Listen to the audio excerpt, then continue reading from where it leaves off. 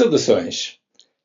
Creio que a comunicação social no tempo do profeta Zacarias e do sumo sacerdote Josué tiveram muito que anunciar nos seus serviços noticiosos. Os tempos eram bastante complicados. Não parecia haver compreensão sobre o que se passava no campo espiritual. Estes homens, Zacarias e Josué, viveram cerca de 500 anos antes de Jesus. Eles foram pessoas que tiveram um papel muito importante na restauração da nação hebraica após o seu exílio.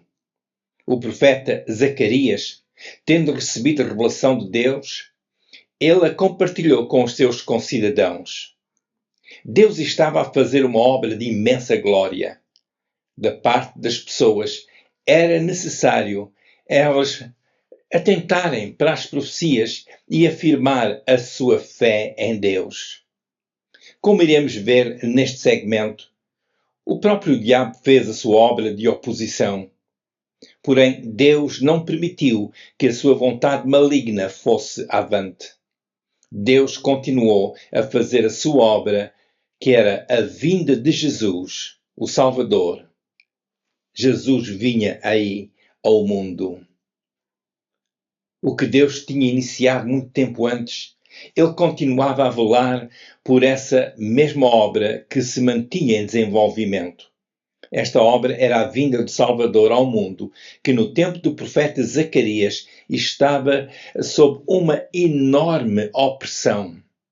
No sentido espiritual, havia uma horrível asfixia que roubava ao fôlego da esperança. Nesta gravação que segue e que foi feita ao vivo numa reunião, serão comentados mais alguns detalhes. Ouça a mensagem que segue. Zacarias estabelece um cenário que eu achei interessante. Zacarias capítulo 1, versículos 1 a 3. Zacarias 3, versículos 1 a 3. E me mostrou o sumo sacerdote Josué, o qual estava diante do anjo do Senhor, e Satanás estava à sua mão direita para se lhe opor. Mas o Senhor disse a Satanás: O Senhor te repreende, ó Satanás. Sim, o Senhor que escolheu Jerusalém te repreende. Não é este um tição tirado do fogo? Ora, Josué, vestido de vestes sujas, estava diante do anjo. Diz este texto que Josué estava diante do Senhor. E este aspecto ajuda-nos a estabelecer o significado do papel do Messias para com o povo de Israel. Portanto, o significado da palavra de Josué é o sumo sacerdote que está diante do Senhor. Ele chama-se Josué. E é interessante ele ter este nome numa altura em que Deus está a falar sobre o Messias, o Salvador. Este texto diz que ele estava perante o Senhor e diz também que Satanás opunha-se a Josué que estava diante do Senhor, do anjo do Senhor. Deus estava para anunciar algo importante. Estava a fazer uma obra no meio de Israel. Eles tinham acabado de sair do cativeiro, tal como tinha profetizado Jeremias. Ele disse: a nação vai para o cativeiro 70 anos. E ao fim dos 70 anos, Daniel, pelas Escrituras, compreendeu que tinha chegado o fim do cativeiro. Ele começou a orar a Deus e Deus deu-lhe revelação sobre acontecimentos dos últimos dias. E nessa revelação havia lá também informação sobre o Messias. Essas profecias cumpriram-se. O povo voltou para a sua terra na força da profecia que o Senhor tinha dado, porque esse também era o plano de Deus, eles voltarem para a sua terra. E Deus estava a fazer ali algo tão magnífico, tão poderoso. Quando o povo estava a atravessar dificuldades, a dificuldade de se reinstalarem na sua terra e reedificar as suas vidas, o Senhor estava a fazer algo. Mas quem que estava lá para querer estragar tudo? Era o diabo. O diabo opunha-se ao sumo sacerdote. O diabo queria impedir Josué. O diabo não queria que Josué estivesse diante do Senhor. Ele queria dificultar o papel que Josué desempenhava. E a Bíblia já diz quem é o diabo. Podemos ver Apocalipse 12, 10.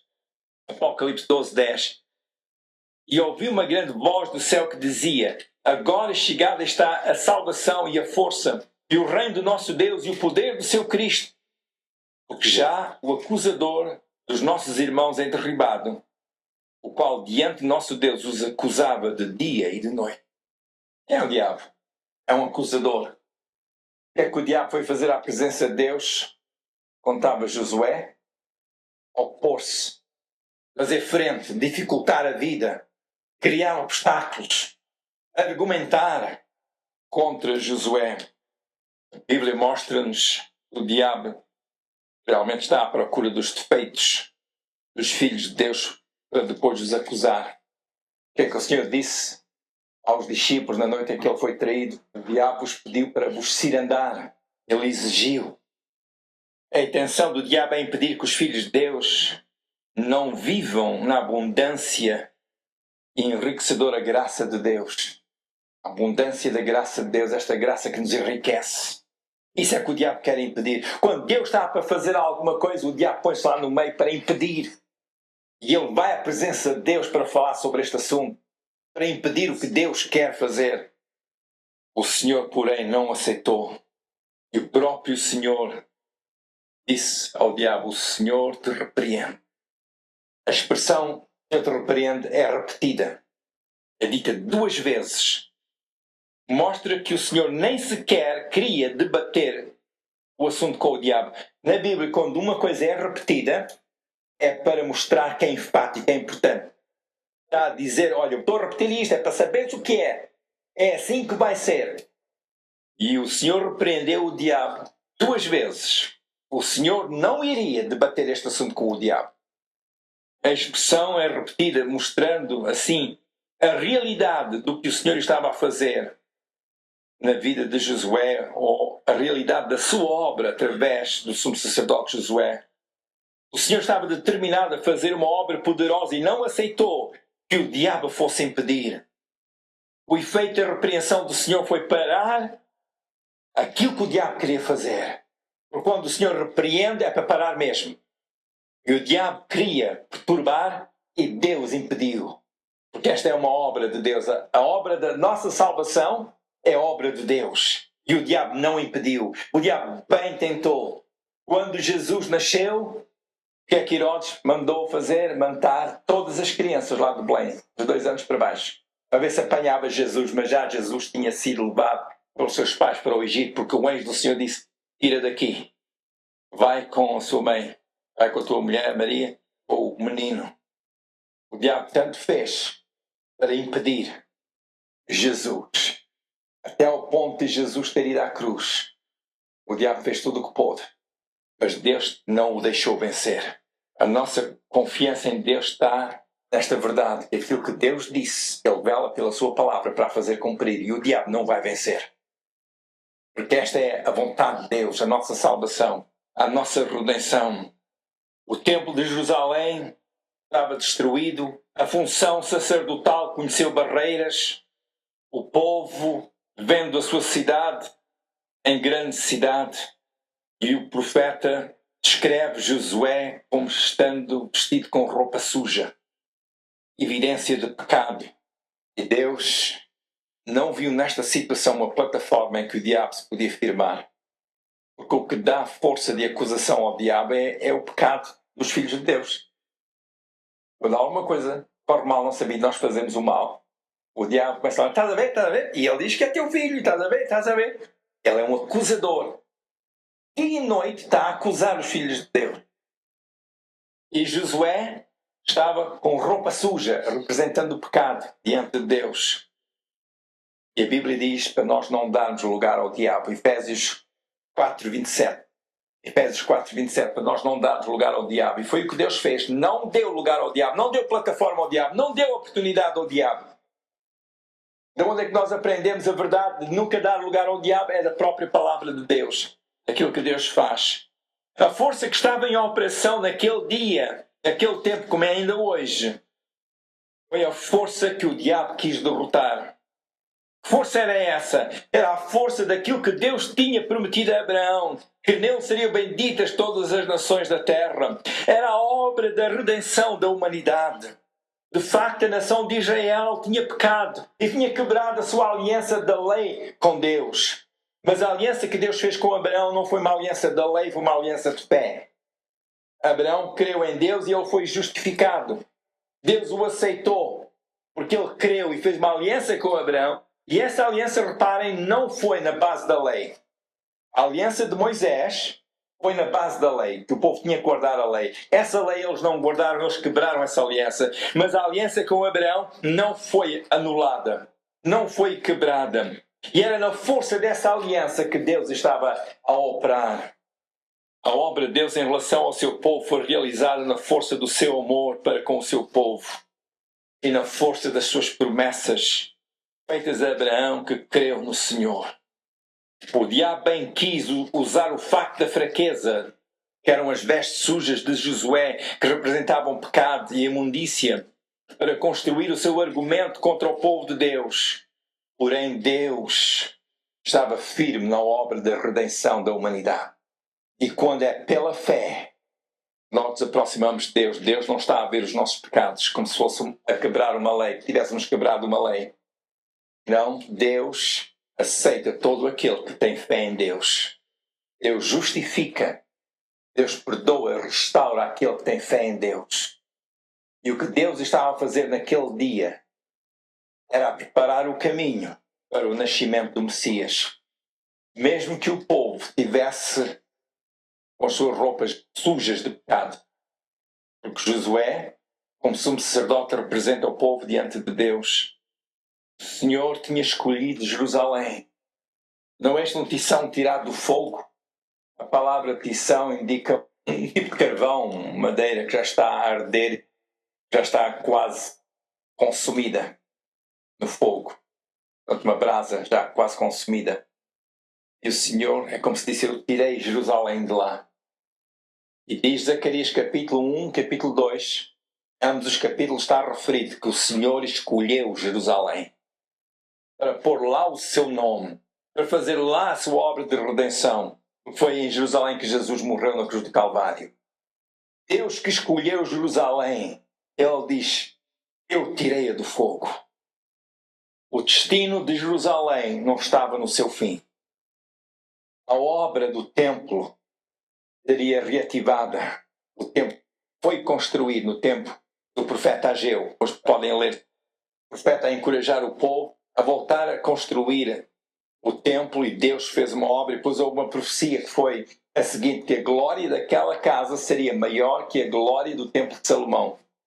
Quando as pessoas, enquanto uns choravam, os mais antigos choravam ao ver as fundações do templo, diziam, não é nada como o templo de Salomão, que era tão glorioso.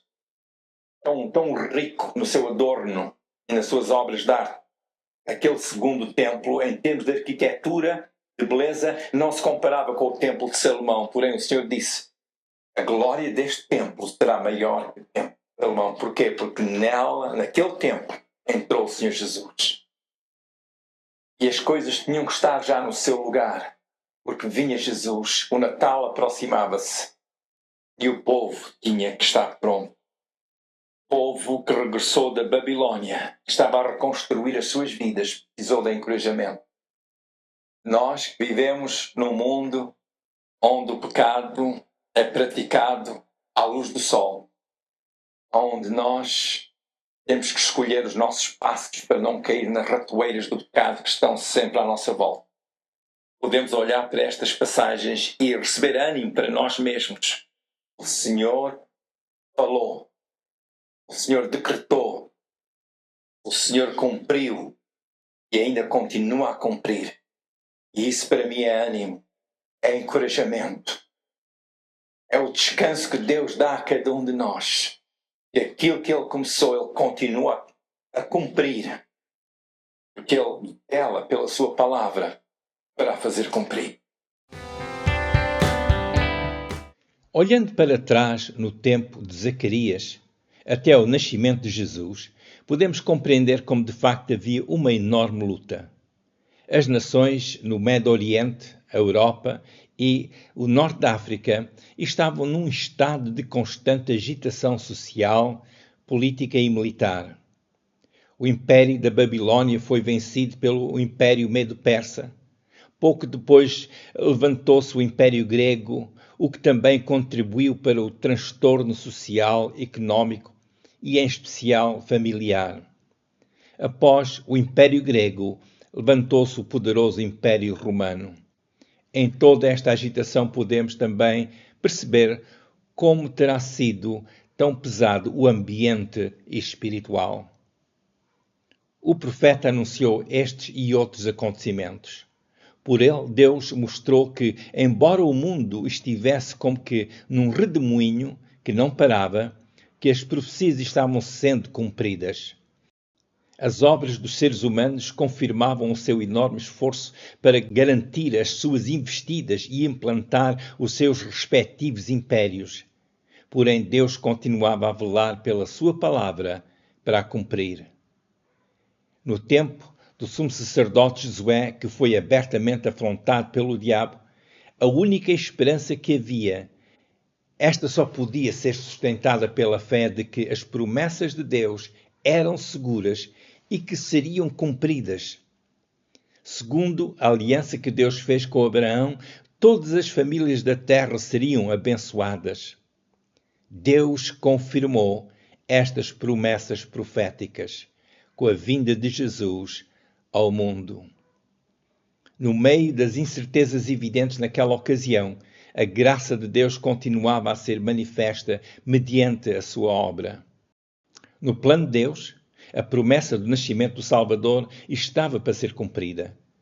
Jesus veio ao mundo. Este acontecimento tem sido já de longa data celebrado. O nascimento de Jesus inspirou e continua a inspirar muita esperança de que a paz de Deus faça parte de cada vida humana. Hoje, os serviços noticiosos continuam com muita informação sobre a ameaçadora instabilidade que prevalece no mundo. A vontade do ser humano que persiste em implantar os impérios que são segundo o seu egoísmo continua a ser vista como causa de grande preocupação. Também isto foi previsto pelos profetas. Tomemos a palavra de Deus como instrumento para nosso enriquecimento, seja para o enriquecimento do nosso conhecimento, seja para o enriquecimento da nossa esperança em Deus, seja para o ânimo da nossa fé. Sim, a provisão profética ou messiânica, que esta seja para a nossa iluminação e afirmação da nossa crença e esperança em Deus. Mantenha a sua esperança nas promessas de Deus. Comece hoje por declarar que a palavra de Deus é fiel. Diga a Deus que acredita na sua palavra, que tem fé em Deus e em Jesus Cristo, o seu amado Filho que veio ao mundo e que deu a sua vida para nossa salvação. Se ainda não o fez, faça a sua rendição a Jesus, confessando que Ele é o único Salvador. Diga a Deus: perdoa os meus pecados e salva-me, através do que Jesus já fez por mim na cruz do Calvário. Sim, fale com Deus. Basta uma oração simples. Não é preciso palavras eruditas ou um discurso polido. Só basta uma expressão de fé simples em Jesus. Creia que Ele é o seu Salvador. Como sempre, continue lendo um pouco da Bíblia todos os dias e todos os dias fale com Deus em oração e logo possa frequente uma igreja que ensina o Evangelho de Jesus. Que a ampla bênção de Deus continue sobre a sua vida, que os dias que estão à sua frente possam ser enriquecidos amplamente com a graça de Deus. Se desejar ser notificado pelo YouTube sobre as próximas reflexões, poderá clicar no botão por baixo do vídeo onde diz subscribe ou subscreve. Partilhe esta reflexão com outras pessoas.